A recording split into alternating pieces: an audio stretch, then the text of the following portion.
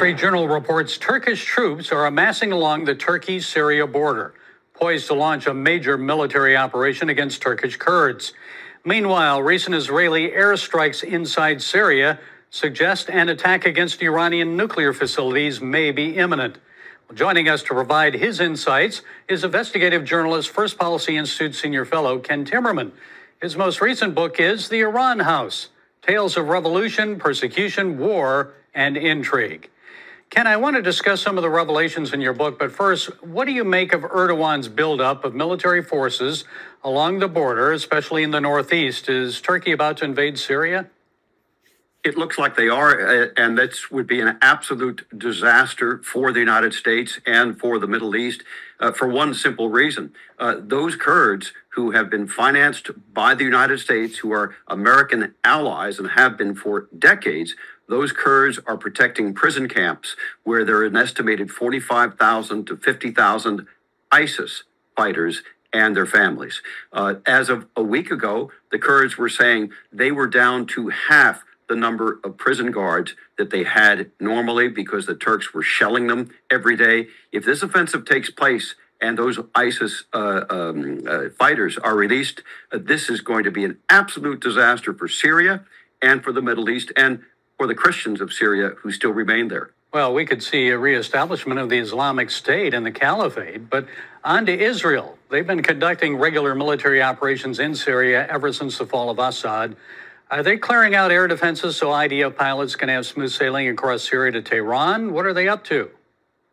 Well, we believe that they had already taken out most of Syria's modern air defenses, the S-300 radar in particular, when they attacked Iran, counterstruck Iran in October.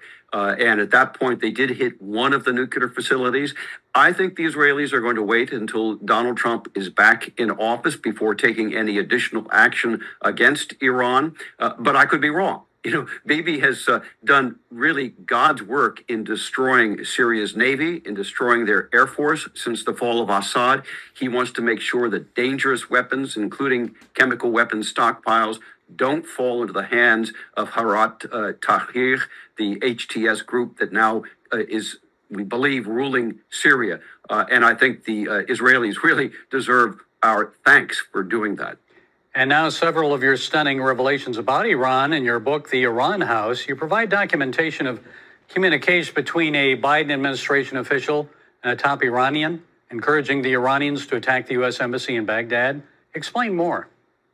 This is a really extraordinary story. The first thing is that I was involved in the intelligence gathering that helped President Trump make his decision, which I believe was a very courageous decision, to take out Qasem Soleimani, Iran's top terrorist, because I learned through this network of sub-agents that I was running for the U.S. intelligence community that Soleimani was going to lead an assault on the U.S. embassy in Baghdad.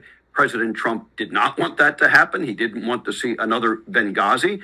He knew how disastrous that was.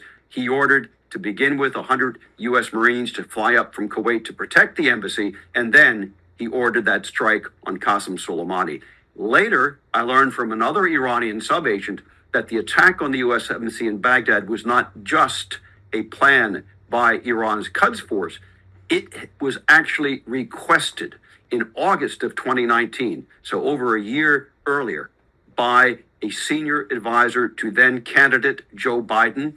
He was in contact with the Iranian foreign minister. They had known each other from the Obama administration, and they had a series of communications which were provided to me by a former very top Iranian military and intelligence official. I have a chronology of those communications in the back of the book, as well as facsimiles of some of the actual communications between the senior Biden advisor and the Iranians. Again, let me emphasize this because it's absolutely extraordinary. It is treasonous. He asked the Iranian regime, will you do the same thing to our embassy in Baghdad that you did to our embassy in Tehran in 1979?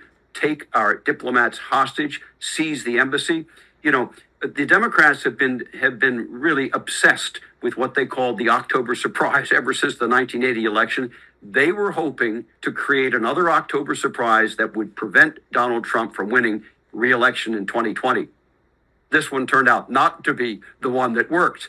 They had other things up their sleeve, but their plan was to get the Iranians to take the U.S. embassy and keep U.S. hostages throughout the 2020 election campaign. And that would be considered treason against the United States, and that official's still in the Biden administration. So what do you think will happen after the administration exits next month? Well, I can tell you that Kash Patel at the FBI has access to the same documents that I had access to because my subsource provided them to the FBI, and I corroborated that, and I worked with the FBI to make sure that they had those documents. I hope that he opens an investigation. Obviously, during the Biden administration, they did not want to investigate, and they did not investigate, but I hope that investigation will be launched by Kash Patel. Okay, many more revelations. The book is The Iran House, Tales of Revolution, Persecution, War, and Intrigue. Ken Timmerman, thank you for taking the time to share your insights with us. We appreciate you. Thanks so much, Gary. It's a great pleasure.